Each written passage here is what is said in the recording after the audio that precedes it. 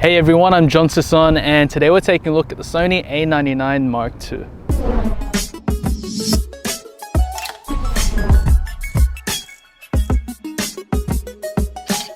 Now the A99II is the successor to the original A99, which was released way back in late 2012.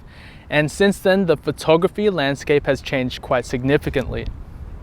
Many people question Sony's commitment to the A-mount, and we're left wondering if Sony would ever replace its flagship full-frame A-mount camera. Much to people's surprise, they actually did with this new camera right here, so I'm going to jump right into it because there's so much to talk about with this camera, so stay tuned because I'm going to talk about its build, handling, its main features, image and video quality, and of course, what I personally think of it. The Sony A99II has a magnesium alloy body. It is weather sealed to suit different styles of photographers who shoot in various weather conditions. Just make sure that the lens you use is also weather sealed. Showing you around the camera, there is no AF illuminator on the front, but Sony does claim that it can focus very well in low light conditions. You've got a custom button, the A99 badge, with the lens release button right below it. Underneath, you've got a little knob which you could use to customize for different settings, which has a click and declick option, and that can also be very useful. On the side of the camera, you've got an NFC badge for one-touch pairing, and right next to it, there is a little door for dual SD card slots. On the other side, there is a flash sync terminal, microphone input, headphone jack, micro HDMI port, micro USB port, and finally a port for a wired remote and a DC input for external power. On the bottom, there is a tripod mount with a battery door which accepts an M-type battery. This battery is rated from about 400 to 500 shots on a full charge, but it really depends on how you use the camera. I actually managed to get about 600 shots. On the top, there is a mode dial, hot shoe, 2 dials to change the settings quickly, a few extra buttons for different settings, shutter button, which is also shared with the on and off switch, and a little LCD screen which can be switched on. Finally, on the back, you've got a nice 3-inch high-resolution screen which can tilt and flip for different angled shooting. A joystick makes setting your focus points easier, but I do wish Sony had a touchscreen for this. And of course, there's a high-resolution electronic viewfinder, which I suggest you take a look at it yourself just to experience it. Now the A99II weighs approximately 849 grams, and that's with the battery included.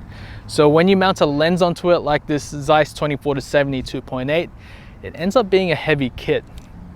Now while it's smaller than the previous A99, the good thing about this is that if you've got the A77 II grip, you can still use it on this camera.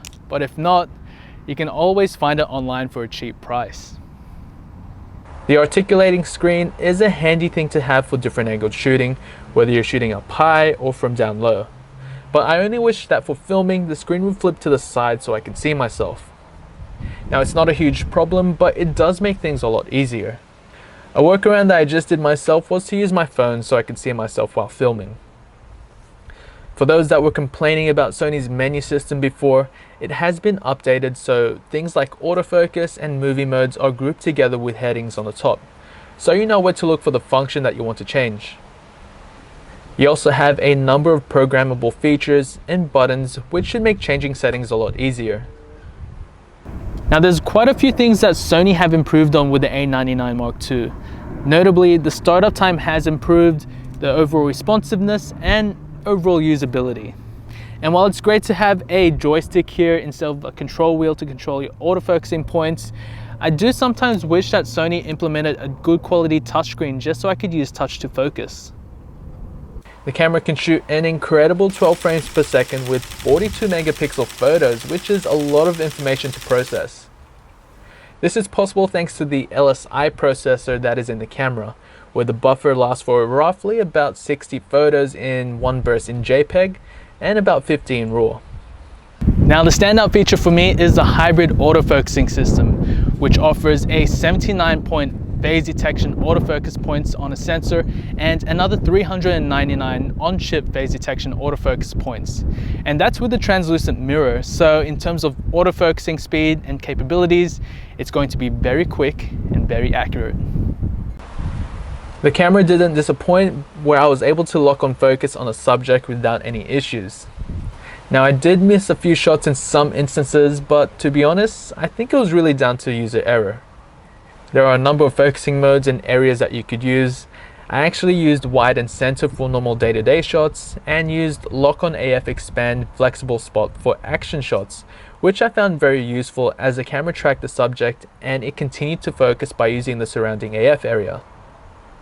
I don't usually shoot action photos, but after trying it out, it was very easy and I think it would be very useful for people that shoot sports and wildlife. Alright, so I just want to see how well the camera performed when there was a subject moving towards it and see if it was able to keep my face in focus. So I'm going to move to the side and do it again. So I have face detection on, so if anything, that should have been able to keep focus. And I'm gonna quickly walk up to the camera a bit faster and see. So obviously, I'm gonna see how well the camera did, so let's see. Like the A7II series cameras, the A99II has 5-axis stabilization. Now this is going to be very beneficial for those who shoot both stills and videos. Now this doesn't mean you'll get shake-free footage when walking around with it, but is more effective when you're standing still and shooting at a slow shutter speed or with longer telephoto lenses.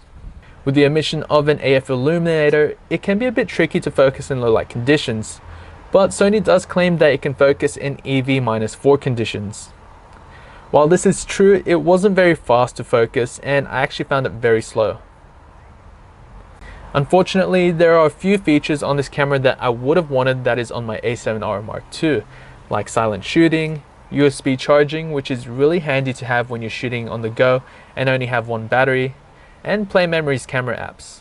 Now these are things that I use every now and then, but from what I was told, the reason why Play Memories camera apps aren't on any A-mount cameras is because the software is different to the E-mount cameras. It would be great if there would be some sort of firmware update to enable this, although I'm not holding my breath. On the plus side, you do have Wi-Fi built in, which is handy for transferring images to your phone and to have a live view feed of what you are filming or photographing. Also, you can store your photos locations with your phone via Bluetooth, which I guess is a workaround for not having GPS on the camera. The camera has a 42 megapixel back illuminated sensor, just like the one found in the highly rated A7R Mark II, which is one of the best cameras when it comes to overall image quality.